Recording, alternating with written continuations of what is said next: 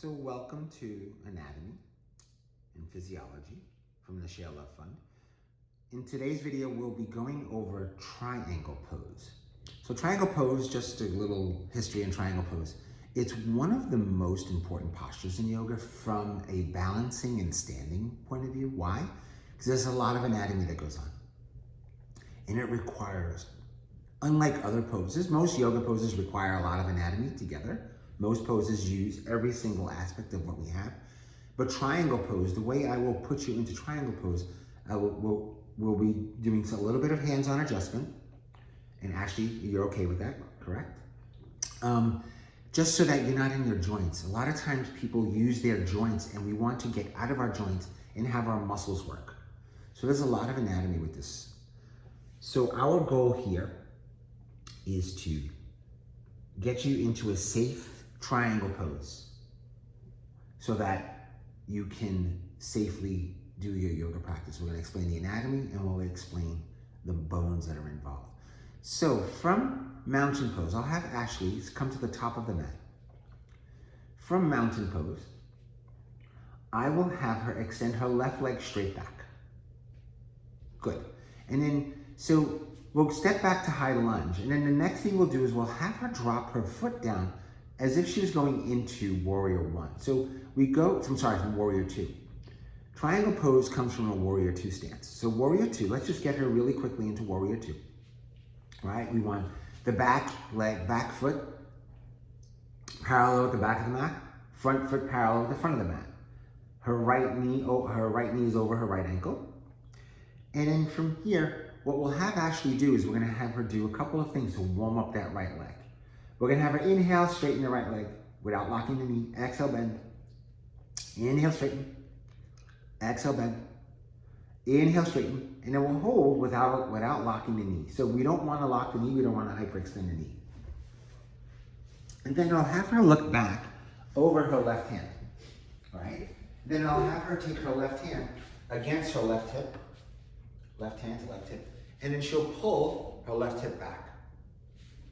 So, like Mr. Bones, we'll pull her left hip back like this. Why? Because if her left hip is forward, and when she goes to lean over, she'll be too far into this joint on this side.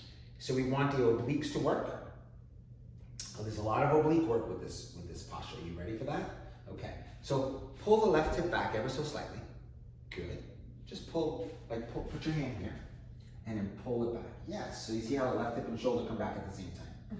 And then I'll have you hold that there. I'll have you hold that there. And instead, a lot of people do this in triangle pose. It's not about dipping the hip. It's about pulling this back and then leaning as far as the body allows you. Now this, to reach, depends on flexibility. All right, Ashley has pretty good flexibility here. And then what I'll have her do is just have her hand land either on the thigh or just below the knee. We don't ever want to press into the knee. We don't want to push the knee this way. We want to be on the thigh or shin. Never directly on the knee. So you see now she needs another adjustment of the hip. So I'm going to take my hand over Ashley's hand. This is what you do, yoga students.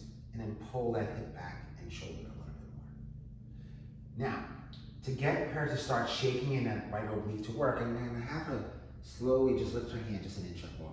No, don't come up, just lift the hand. That turns on the oblique muscles right here. You see those turn on? And then I'll have her rest her hand back down. And then I'll tell her, Ashley, do not dump your weight into that hand. And just simply float your left hand up toward the sky. Float the left hand up toward the sky. And then what I would do here is I'll have her energize this back foot by pressing into the back foot. Then I'll have her energize the front foot by pressing into the front. Pressing into, stay there, don't come out. Stay there.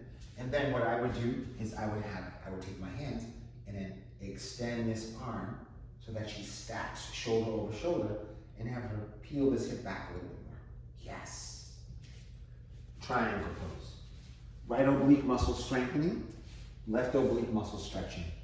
Then I'll have her squeeze her legs together, just squeezing. Inner thighs, strengthening. I'll have her press into the big toe here, take pressure off the knee. So this is stretching, this is strengthening. This is stretching, this whole area is strengthening. Inner thighs is stretching, strengthening. And then I'll have her draw her shoulder blades back a little, That pinches her shoulder blades, her rhomboid muscles are working. And then you see her chest is open, her shoulders are open. She's stretching her right shoulder and left shoulder. And then to come out of this, I'll have her slightly bend her right knee, and then plant her hand on her left hip, and then come up to the ball of her left foot, and then step her left foot forward, and then have her rest in her mountain pose for a moment. So we're going to take 2 on the other side. So Ashley, I'm going to have you walk towards Mr. Bones, your best friend. Hey, Mr. Bones. And then this time I'm going to demonstrate for Mr. Bones what's going on bone-wise, and then Ashley will demonstrate what's going on muscular-wise. So I'm going to have Ashley step her right leg back this time, right? To a Warrior 2 stance, right? So we would start high lunge, then Warrior 2. So she just went right to Warrior 2. There you go.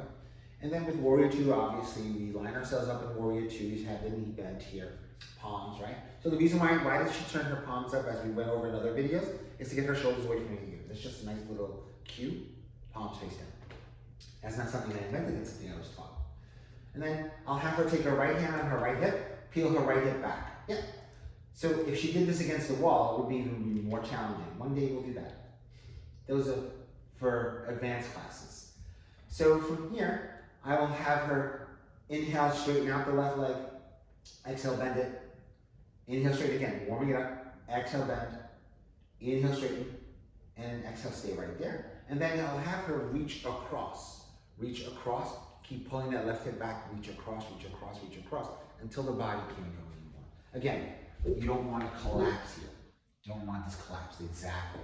And then her left hand will simply come and land on her thigh. So you see on this side, it landed on her thigh. The other side landed on her shin. Just a flexibility thing. That's all it really is. It's not anything wrong with her. It's just a flexibility and accessible thing. And we also have right, she's right hand dominant, so maybe her left leg is a little weaker than her right. You're not a weakling, we're just saying maybe your left leg is a little weaker than your right. So I'll have her peel back, so it's constant adjustment, peel back that right hip a bit more.